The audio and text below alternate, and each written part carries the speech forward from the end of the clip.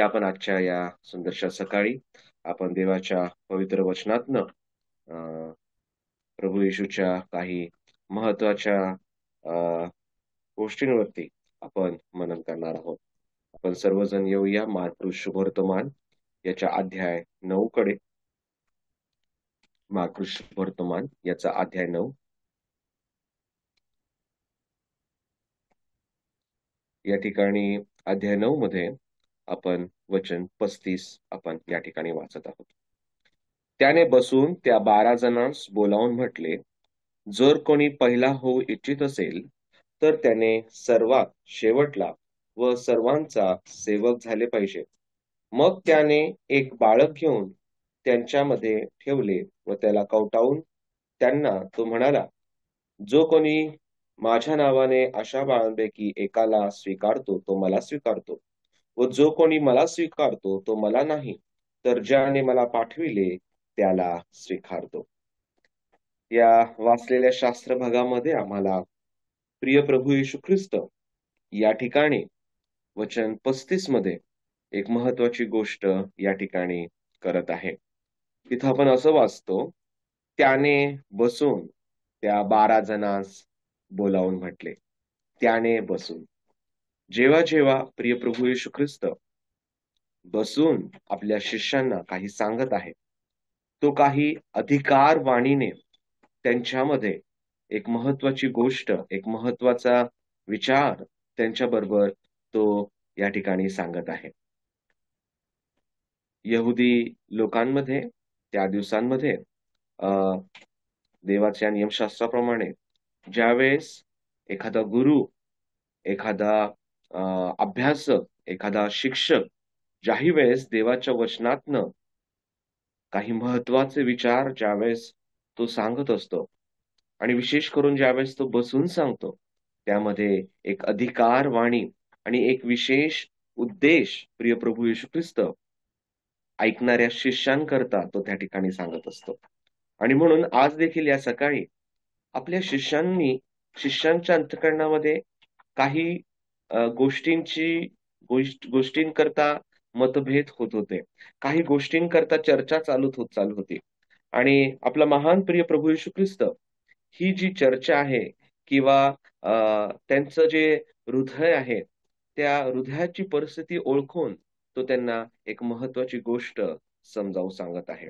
आणि त्या ठिकाणी आपण असं वाचलं, प्रभू येशू ख्रिस्त असं म्हणतो, त्याने बसून त्या 12 जणांस बोलावून म्हटले. असं का बरं म्हटलेलं आहे 12 जणांस? जर तुम्ही मार्क शुभवर्तमान याच्या 9व्या अध्यायाच्या सुरुवातीपासून जर आपण हा संपूर्ण शास्त्र भाग पाहिला, त्या ठिकाणी 3 ते 4 वेळा प्रभू येशू ख्रिस्त एका प्रयत्नामध्ये राहिलेला आहे, की आपल्या शिष्यांना एक आपल्या शिष्यांच्याकडून तो एक फार मोठी शिष्यत्व म्हणून एक अपेक्षा करत आहे. आणि ही अपेक्षा पूर्ण न झाल्यामुळे तो अपेक्षा करत होता, ज्यावेळेस माझे शिष्य माझ्याबरोबर एकांती आहेत, म्हणजे कोण ते? आतील वर्तुळातले त्याचे 3 महत्वाचे शिष्य, जे आम्हाला 9व्या अध्यायाच्या 2ऱ्या वचनामध्ये पाहावयास मिळतात. तिथं असं आपण वाचतो, येशूने पेत्र, याकोब व योहान यांना आपल्या बरोबर एका उंच डोंगरावर एकीकडे नेले व तेथे त्यांच्या देखत त्याचे रूपांतर झाले.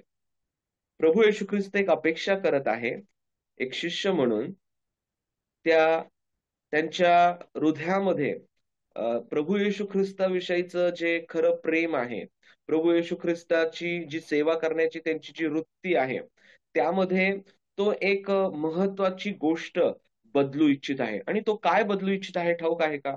तो त्यांचं जे कठीण हृदय आहे, त्या कठीण हृदयाला तो बदलण्याचा प्रयत्न करत आहे. का बरं मी असं म्हणालो कठीण हृदय? ज्यावेळेस प्रभू येशू ख्रिस्त असं म्हणतो, त्या ठिकाणी लिहिलेलं आहे मार्कुने की 12 जणांना बोलवलं.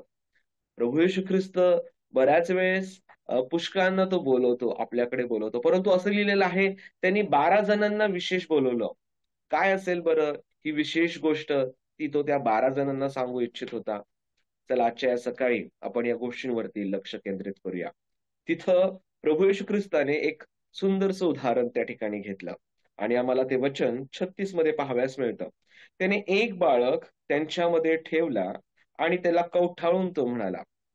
या ठिकाणी जर आपण त्याचं मूळ भाषांतराकडे जर लक्ष दिलं, तर हे बाळक एक अशा वयाचं होतं, की ज्याला आपल्या जवळ घेता येऊ शकत होतं. म्हणजे त्याचं वय 6च्या वरती असेल, की ज्याला आपल्याकडे बोलावल्यावर तो येतो, आपल्याकडे बस म्हटल्यावर तो बसतो आणि ज्यावेळेस एखादे मोठे काही सांगत आहेत, तो ते ऐकण्याचा प्रयत्न करतो. आणि प्रभू येशू ख्रिस्त देखील या ठिकाणी वचन जर 9 अध्यायापासून पूर्ण पहिल्या वचनापासून जर आपण आलो, तर त्याचा हा प्रयत्न राहिलेला आहे, की प्रत्येक वयाच्या गटातील व्यक्तीशी संवाद करणं आणि त्यांच्याबरोबर एक विशेष उदाहरण समोर ठेवून ती गोष्ट समजावून सांगणं. आणि म्हणून प्रभू येशू ख्रिस्त शिष्यांच्या हृदयाचा जो कठीणपणा आहे, तो या ठिकाणी समजावून सांगत असताना, या ठिकाणी तो मदत करत आहे त्यांची आणि तो कशी मदत करत आहे, त्याकडे आपण लक्ष देऊया. आपण पाहिलं, की तो त्या ठिकाणी बसलेला आहे. आपण पाहिलं, की तो केवळ 12 जणांना आपल्याकडे त्या घरामध्ये बोलवत आहे आणि पुढची महत्त्वाची गोष्ट, तो त्यांना असं म्हणत आहे, जर कोणी पहिला होऊ इच्छित असेल तर. तर त्याने सर्वात शेवटला व सर्वांचा सेवक झाले पाहिजे. एक कठीण गोष्ट तो त्याच्या शिष्यांना प्रॅक्टिकली समजावून सांगत होता. असं नाही की तो समजावून सांगत नव्हता. कसं बरं? चला आपण त्या 9व्या अध्यायाचं जे दुसरं वचन वाचलं, त्या ठिकाणी असं आपण पाहिलं, की तो एका डोंगरावरती घेऊन गेला. का घेऊन गेला? कारण की त्याने त्याचं एक वेगळं रूपांतर त्यांना प्रगट करावं. का बरं वेगळं रूपांतर त्यांना प्रगट करावं? कारण की आपल्या शिष्यांनी हे ओळखून घ्यावं, की माझा येण्याचा उद्देश या पृथ्वीवरचा काय आहे? आणि पुढे ती घडलेली घटना दुसऱ्या वचनापासून तर 9व्या वचनापासून आम्हाला त्या ठिकाणी वाचायला मिळत आहे. अधिक खोलावर न जाता मी 9वं वचन त्या ठिकाणी वाचतो. तिथं असं दिलेलं आहे, नंतर ते डोंगरावरून उतरत असताना त्याने त्यांना निक्षून आज्ञा केली, की तुम्ही जे पाहिले आहे, ते मनुष्याचा पुत्र मृतांमधून पुन्हा उठेपर्यंत कोणालाही कळू नका. हे बोलणे आपल्या मनात ठेवा. काय बरं चर्चा झाली असेल त्या डोंगरावरती? झालेली पूर्ण घटना आम्हास ठाऊक आहे. परंतु आजच्या या सकाळी मननाकरता तुमचं लक्ष प्रभू येशू ख्रिस्त आणि त्याचे ते 3 शिष्य यांच्यामध्ये निश्चित झालेली घटना ती ही असू शकेल.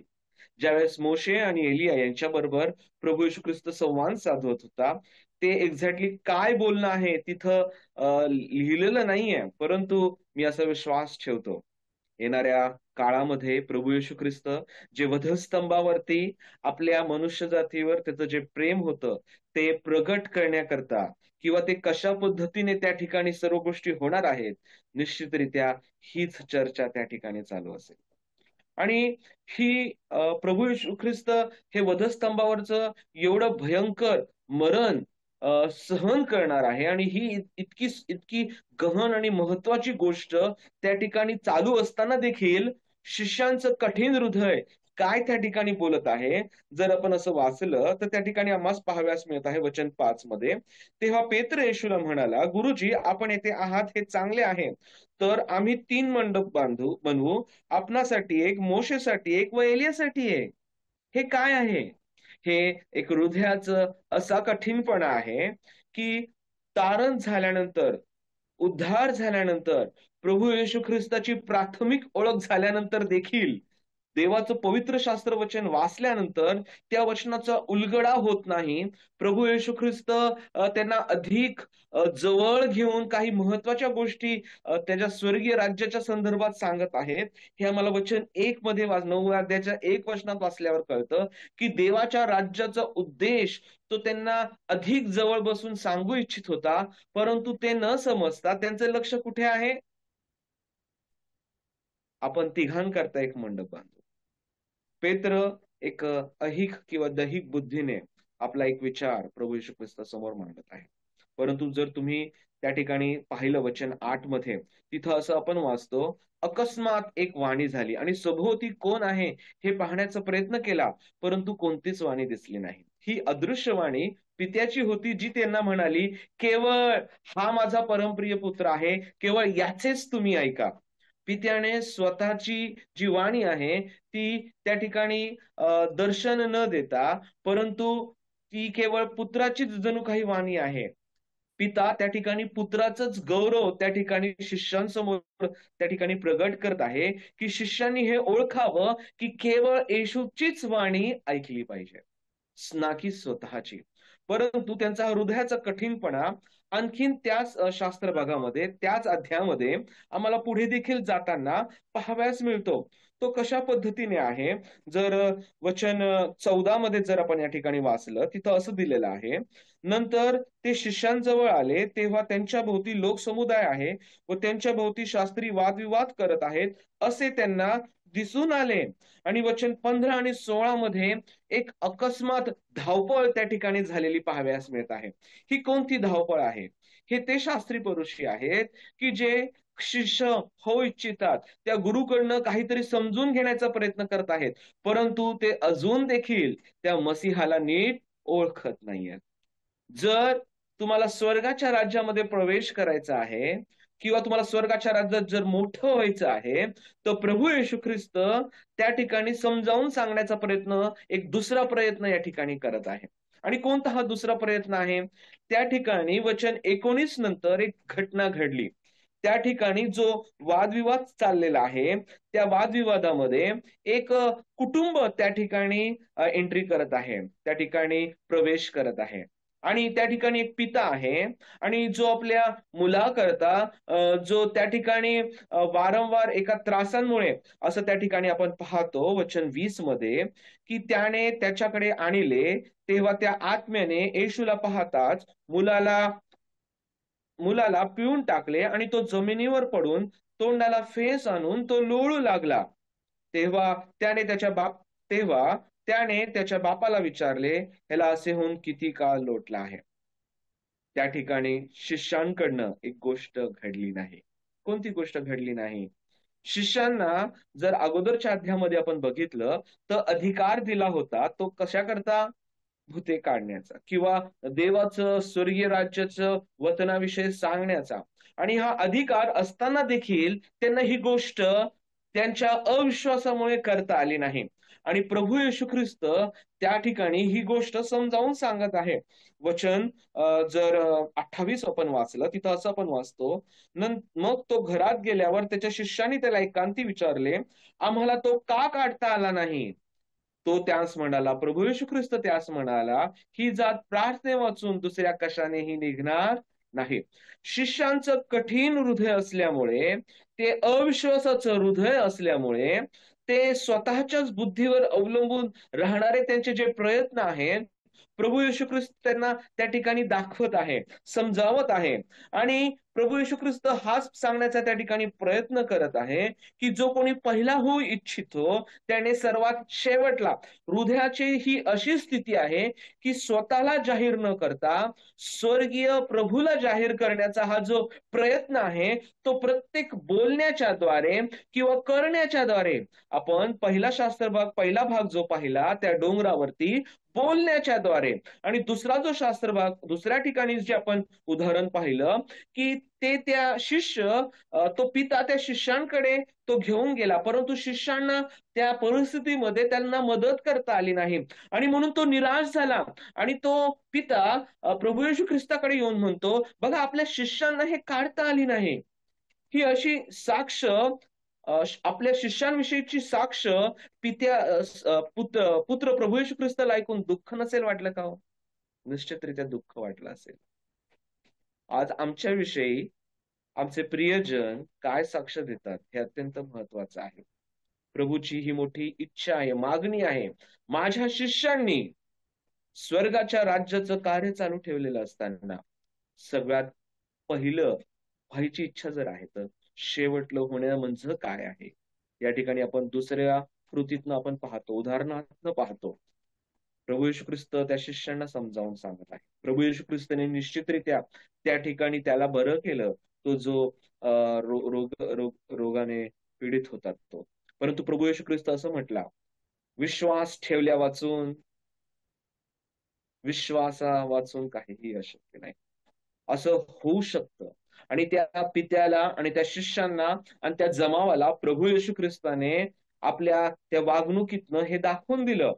परंतु शिष्यांना प्रभू येशू ख्रिस्त ही एक महत्वाची गोष्ट समजावून सांगत आहे, की सेवा करण्याची इच्छा किंवा मोठं होण्याच्या अगोदर कशा पद्धतीने आम्ही त्या बाबतीत एक महत्वाची कृती करणं गरजेचं आहे. हे शिष्यांचं कठीण हृदय प्रभू येशू ख्रिस्ताचा तो गौरवी उद्देश, आपल्या स्वर्गीय पित्याचा जो गौरवी उद्देश आहे ते ओळखून न घेतल्यामुळे त्या ठिकाणी प्रभू येशू ख्रिस्त निराश होत नाही, प्रभू येशू ख्रिस्त माघार घेत नाही, प्रभू येशू ख्रिस्त त्या ठिकाणी प्रयत्नशील राहतो. आणि आम्हाला यहजकेलाच्या 33व्या अध्यायामध्ये आम्हाला त्या कठीण हृदयाच्या बाबतीत देवाचं वचन काय सांगताना पाहाव्यास मिळतं. यहजकेल याचा 36वा अध्याय आणि या ठिकाणी त्याचं वचन 26 मध्ये आपण असं वाचतो. मी वाचत आहे. यहजकेल 36 वचन 26. मी तुम्हास नवे हृदय देईन, तुमच्या ठाई नवा आत्मा घालीन, तुमच्या देहातून पाषाणमय हृदय काढून टाकीन व तुम्हास मांसमय हृदय देईन.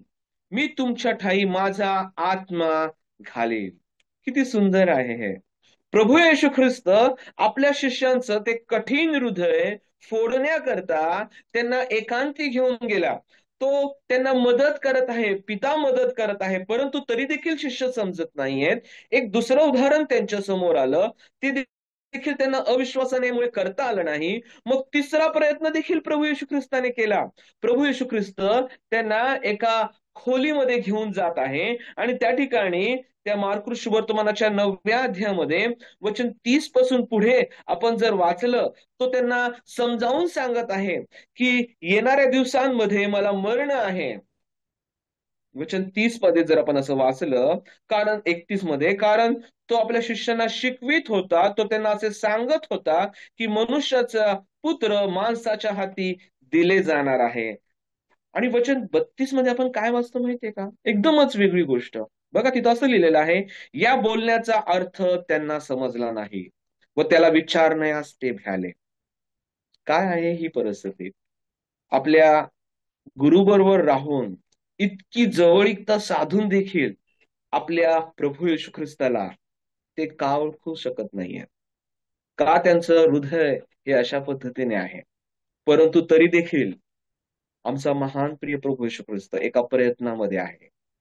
त्यांचं ते जे कठीण हृदय आहे ना, ते पाषाणमय जे हृदय आहे, प्रभू ते बदलण्यास तयार आहे. आणि प्रभू येशू ख्रिस्ताचा वारंवार असलेला प्रयत्न, त्या डोंगरावरचा प्रयत्न, माझ्या पुत्राचं तुम्ही ऐका. प्रभू येशू ख्रिस्त ज्यावेळेस त्या पुष्कळ शिष्य ज्यावेळेस त्या डोंगरावरून उतरले, असं आम्हाला पाहाव्यास मिळतं की कदाचित ती जी शुभ्रता आहे किंवा तो जो लख प्रकाश आहे, त्या लोकांनी काय पाहिलं ठाऊक नाही, परंतु असं आपण त्या ठिकाणी वाचतो की पुष्कळ लोक त्याच्याकडे मेंढपाळ नसलेल्या मेंढराप्रमाणे त्याच्याकडे धावत आले आणि प्रभू येशू ख्रिस्ताला त्यांचा कळवळा आला. हा कळवळ्याने भरलेला आमचा प्रिय प्रभू येशू ख्रिस्त वारंवार प्रयत्नात आहे. आपल्या शिष्यांनी ओळखावं, त्या देवाचं गौरव ओळखावं. आणि हे गौरव न ओळखल्यामुळे प्रभू येशू ख्रिस्त पुढे आपण जर वाचलं की तो एका ठिकाणी कफरनहुमात आहे, तो गालिलात आहे आणि शेवटला तो कफरनहुमात आलेला आहे. आणि तो वारंवार ह्या प्रयत्नामध्ये आहे की शिष्यांनी हे समजावून सांगितलं. परंतु जो शास्त्र भाग आपण वाचला 35 पासून, तो 12 जणांना बोलवत आहे आणि बसत आहे. मला हे सांगावंसं वाटतं की त्याने कठीण शब्दामध्ये त्याला ही गोष्ट समजावून सांगितली असणार. का तुम्हाला हे कळत नाहीये? का तुम्ही हे समजून घेत नाहीये? आणि त्या ठिकाणी त्यांना न समजणं हे मार्क ऋषवर्तमान का बरं नमूद करत आहे?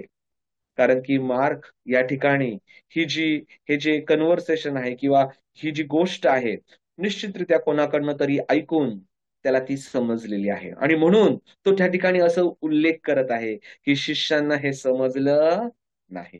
निश्चितरित्या हे भाषांतर आणखीन काही वेळा समोर आलं आणि मार्क या ठिकाणी प्रयत्न करत आहे आणि मार्कने हे सुंदररित्या या ठिकाणी नमूद केलेलं आहे. या ठिकाणी आपण थांबूया.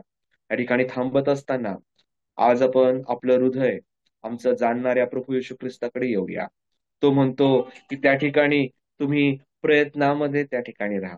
आणि हा जो प्रयत्न आहे आम्हाला पाहावयास मिळत आहे, की कशा पद्धतीने प्रभू येशू ख्रिस्त त्या ठिकाणी सहाय्य करत आहे.